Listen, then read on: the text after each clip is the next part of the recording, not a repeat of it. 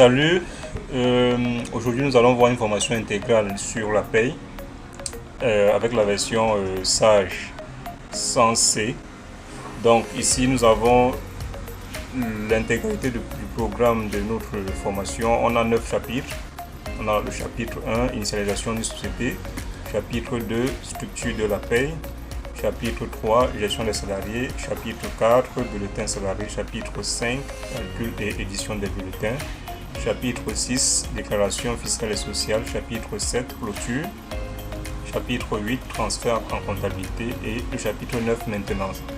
Donc c'est parti pour le premier chapitre. Donc, dans ce chapitre, nous allons voir les paramètres de paye et la création d'une convention collective. Donc on va déjà démarrer notre logiciel de paye. Et nous avons déjà le raccourci sur le bureau.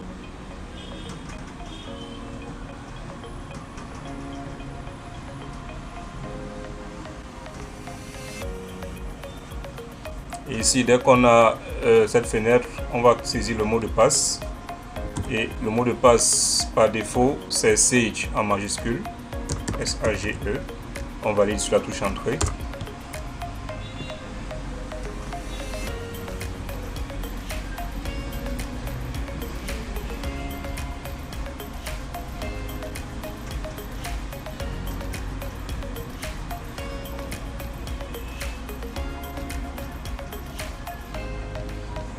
Et là, nous allons refermer la fenêtre de mise à jour du plan de paye.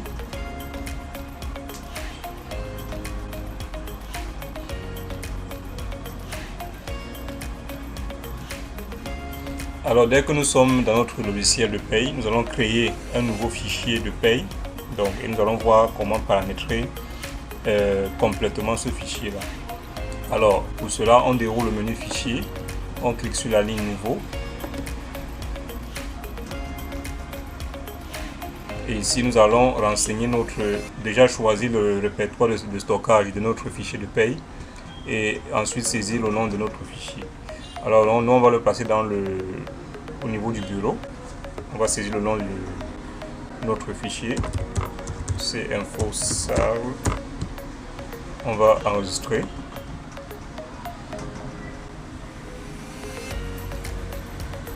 Alors, dès qu'on enregistre, on a une nouvelle fenêtre qui apparaît. Une demande création d'un dossier à partir de, et par défaut c'est coché, d'une société déjà existante. Donc dans ce cas, si vous voulez créer votre fichier de paye, si vous avez déjà un fichier de paye prêt à l'emploi et que vous voulez créer un nouveau fichier en se basant sur les paramétrages de ce fichier là, vous pouvez aller le rechercher et il va vous récupérer tout ce qu'il y a comme constante et rubrique dans ce fichier là.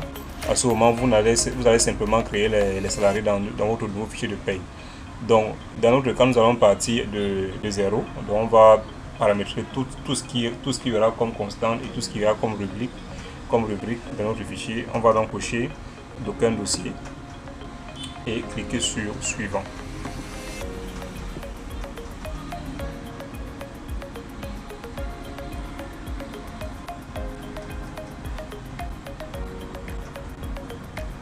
Alors dès qu'on clique sur suivant, on a une fenêtre paramètres de paye, page 1 sur 7.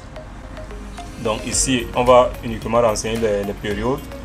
On a dit, on demande date de début d'année.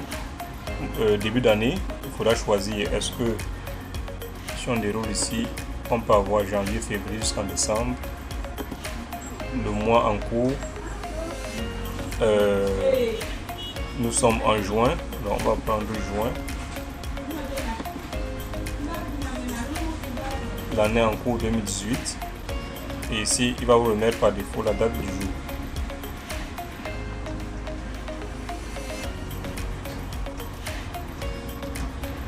Et on clique sur suivant.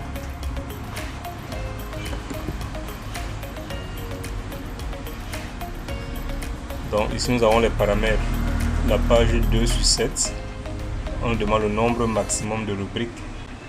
Ici par défaut nous avons 50. Donc je vais vous conseiller de mettre une valeur élevée. Donc même si vous n'allez pas atteindre ce nombre de rubriques. Alors les rubriques représentent les différentes lignes que nous avons dans un bulletin de paye. C'est ce qu'on appelle rubrique dans le logiciel Sage. Donc même si vous n'avez pas pour l'instant travaillé avec un grand nombre de revues, donc je vous conseille de fixer une valeur. Donc ici on va fixer 100.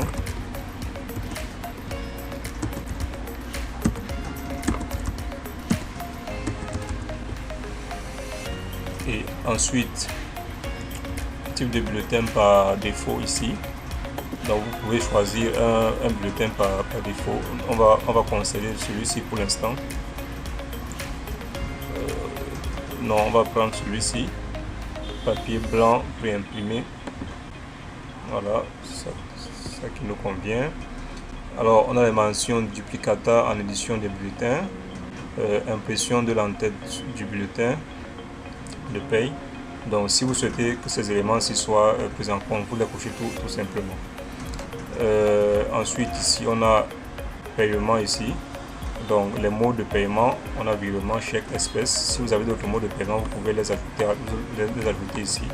Ou alors vous pouvez modifier les modes de paiement qui sont déjà saisis là. Également les acomptes, vous pouvez également modifier les acomptes qui sont là. Donc dès qu'on a lancé la deuxième page, on clique sur suivant. Ici nous sommes à la page 3 sur 7. La page 3 sur 7 ici, on a fiche de paye.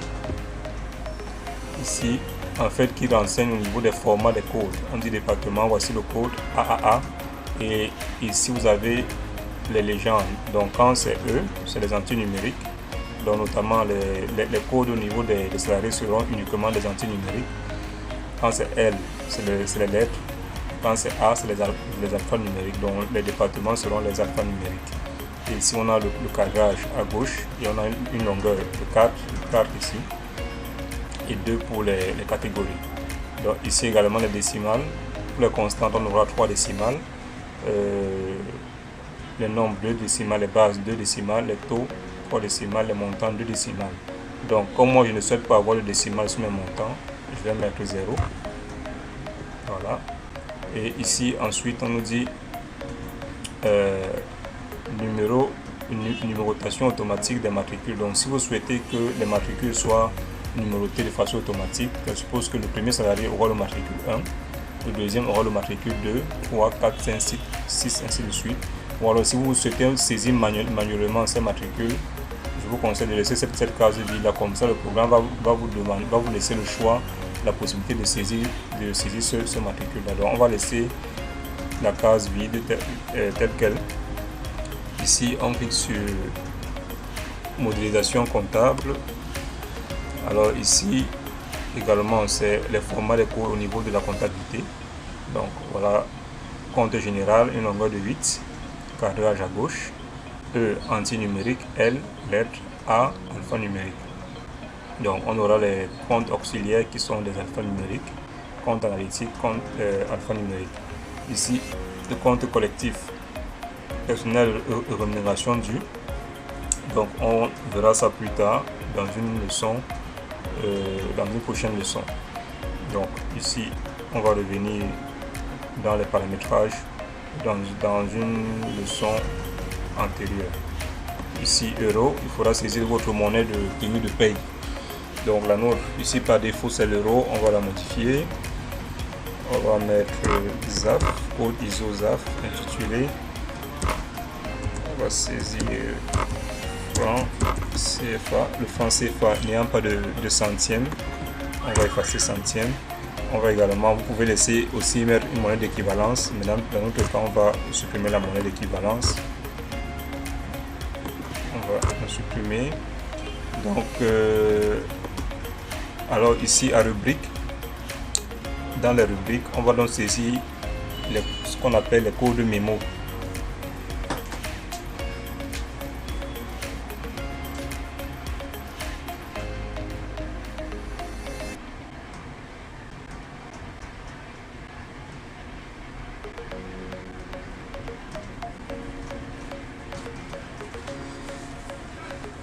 Alors, qu'est-ce qu'un... Ici, on va saisir les codes mémo des constantes et les codes mémo des rubriques. Alors, qu'est-ce qu'une constante, qu'est-ce qu'une rubrique? Donc, tout à l'heure, je vous ai expliqué que les rubriques sont en fait les lignes qu'on aperçoit sur nos différents bulletins de paye. Et maintenant, qu'est-ce qu'une constante? Donc, la constante est un élément qui permet de faire un calcul en amont. Par exemple, au niveau des impôts sur salaire, les calculs seront faits par des constantes. Maintenant, la rubrique va récupérer les calculs qui sont faits, par ces constantes-là pour afficher le résultat sur le bulletin de paie.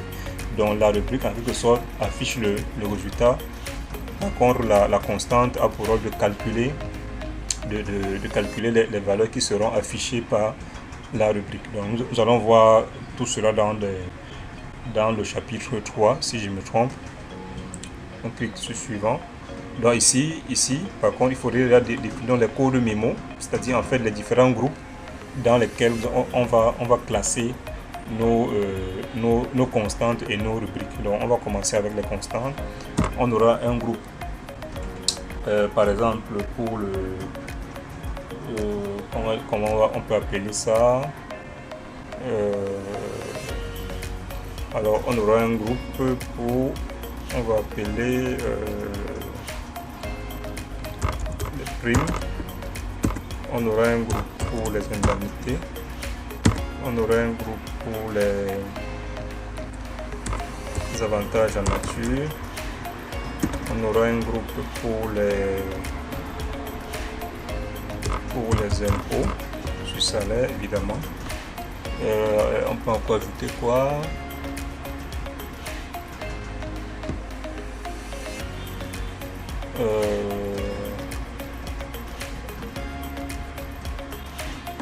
On aura un groupe qu'on va appeler autres, notamment qui va nous servir pour les différents salaires taxables et cotisables. Ensuite, on va faire pareil au niveau des mémos des rubriques. Donc, on aura prime. Donc, ça suppose que tout ce qui sera comme prime sera classé dans ce groupe. Indemnité, tout ce qui ira comme indemnité sera classé dans ce groupe. Avantage en nature. Impôts. Autres. Voilà. Donc, une fois que c'est fait, on clique sur suivant. Et nous sommes aux paramètres à la page 4 sur 7 ici.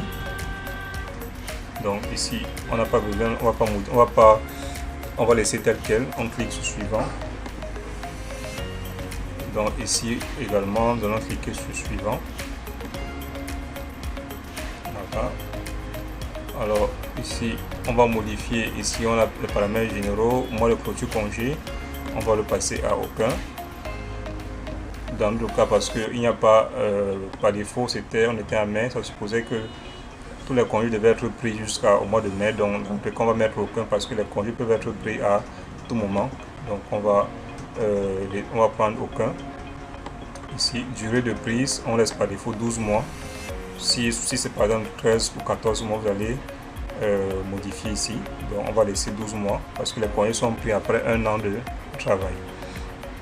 Donc on va cliquer sur suivant. Ici à la page 7 sur 7. Ici on va valider sur OK. Voilà, maintenant nous allons saisir la raison sociale ici. Et nous allons renseigner l'entête du dossier de notre société. Donc raison sociale, comptabilité informatisée SARL. Donc on va juste saisir ça, informatiser, adresse, on va dire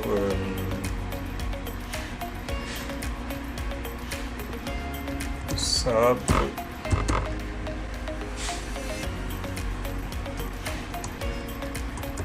on va dire Boulamoussadi,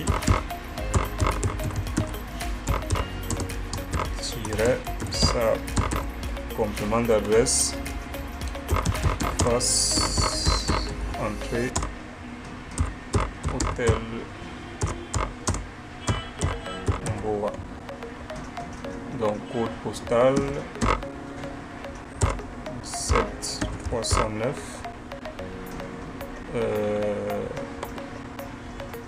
commune Douala 5,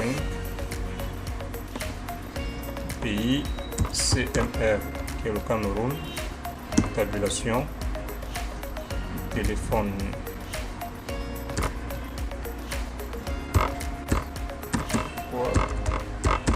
15 Telex, il n'y en a pas. Forme juridique, SARL, société à responsabilité limitée, au capital de 1 million. Voilà. Donc, effectif au 31 décembre. Donc, vous pouvez renseigner ou alors laisser par défaut 0. C'est pas important. Donc, voilà donc l'entête de notre société qui a été renseignée ici. Et là, on va valider sur OK. Ici, nous avons un message pour les importations, c'est ce qui ne nous convient pas. On va juste valider sur OK. Cliquez sur suivant. Suivant à nouveau. Donc ici, avant de cliquer sur suivant, on nous dit quelle est la durée mensuelle collective de travail dans la société. Donc en fait ici, il s'agit de la durée moyenne du travail. Donc on sait qu'il y a les mois qui ont 30 jours, il y en a qui ont 28 jours, il y en a qui ont 31 jours.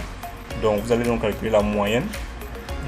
Donc si c'est en plus une base de 40 heures par semaine, ça vous fera donc une moyenne de 173,33. Ce que nous allons saisir ici. 173,33.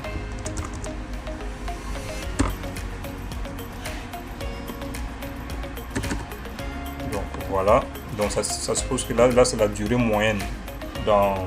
Sur les 12 mois, on calcule dans la moyenne parce que on sait qu'il y a les mois qui ont 28, 30 ou 31 jours. Donc là, c'est la durée moyenne qui a été calculée.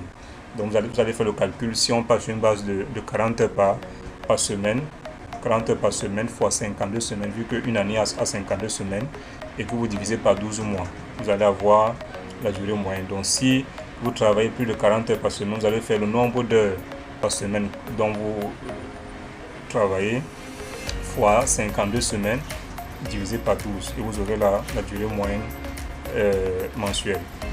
Alors on clique sur suivant. Ici on demande quel est le nombre de jours de congés acquis par mois. On va dire dans notre cas c'est 2 jours par mois. Quel est le nombre d'heures à prendre en compte par jour pour le décompte de congés? C'est 8 heures de travail par jour. Alors le reste de l'information ne nous intéresse pas. On clique sur terminer.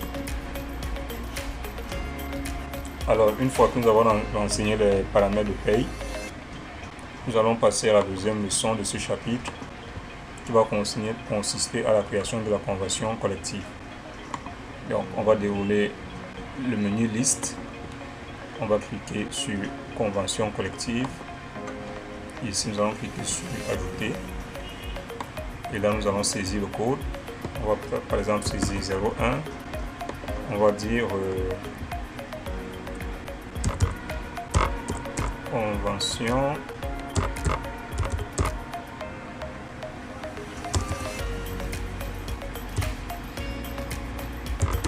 collective nationale de prestation de service. Donc ici, voilà. Donc on va en abréger, on va mettre l'abrégé ici, CC, N et S. Voilà. Là c'est notre convention collective. On a ce qu'on a saisi, qu'on a créé, on va aller sur OK. Et voilà notre convention collective ici. Et on va le faire. Là, on arrive au terme de ce premier chapitre.